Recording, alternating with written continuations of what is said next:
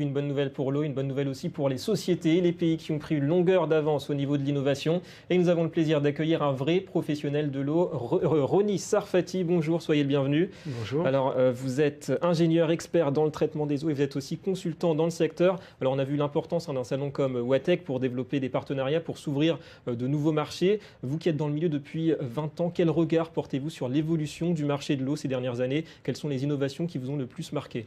Alors, une évolution, il y en a une assez rapide. Évidemment, on n'est pas dans le high-tech, mais quand même, on évolue pour du low-tech, disons, rapidement.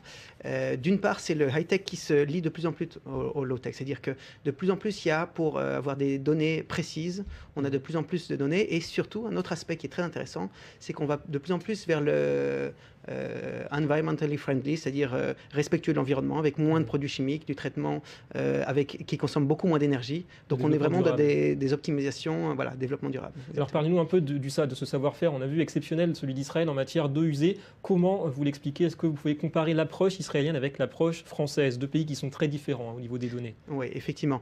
Israël a un problème, comme c'était dit dans le reportage. Ça fait maintenant...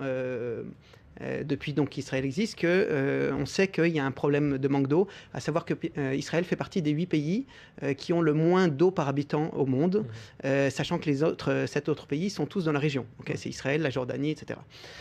Donc les données locales, il faut, et voilà, on n'avait pas le choix exactement. On n'avait pas le choix, donc il fallait faire. Donc les Israéliens ont été très inventifs très rapidement. Et donc aujourd'hui, de plus en plus, à cause de la pression démographique notamment, l'ensemble du monde commence à avoir le même problème que Israël a déjà depuis 50 ans. Donc les problèmes qu'ils commencent à voir, c'était le problème d'hier d'Israël. Et pour vous aujourd'hui, le vrai problème, le défi pour demain, c'est plus, pour Israël, pour la planète aussi, c'est plus au niveau du manque d'eau ou surtout au niveau du traitement justement des eaux usées?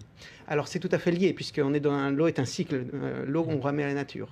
Ce qui est spécifique en Israël, c'est que c'est totalement directement lié, puisque le traitement des eaux usées, on traite l'eau usée, on la rend de qualité très élevée et on la réutilise directement, en l'occurrence par l'agriculture.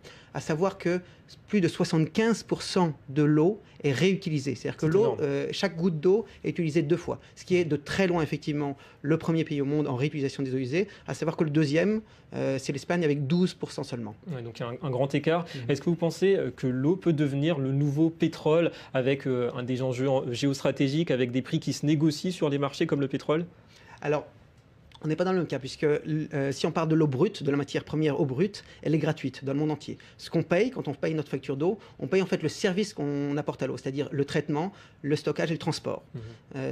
Donc on ne paye pas en fait l'eau brute. Donc l'eau brute n'a pas de prix, enfin elle a un prix gratuit, c'est le traitement. Évidemment, le traitement est différent suivant l'endroit, puisque là où on la prend, la qualité de l'eau, elle serait différente, le transport peut être plus ou moins long, etc.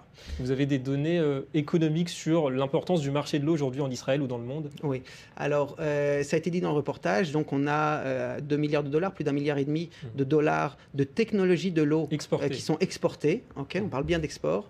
Dans l'ensemble des pays du monde, vraiment, il y a, je pense, quasiment aucun pays qui échappe à ça. La France est le 4e pays en termes d'export, donc avec 70 millions de dollars. Dollars ou d'euros, je ne sais plus exactement, un peu moins, mais enfin qui est en fort développement. Il y a eu plus de 100% de développement en 4 ans. Okay, et cette année, on prévoit 12% encore d'évolution. Là encore, je parle de l'export des technologies de l'eau. On ne parle pas d'export de l'eau, mais d'export des technologies de l'eau. Israël est le leader technologique au niveau mondial de l'eau, ça de manière totalement claire et incontestée. Merci Roni Sarfati d'avoir accepté notre invitation. Merci, avec plaisir. Allez, gros plan à présent sur ce marché en pleine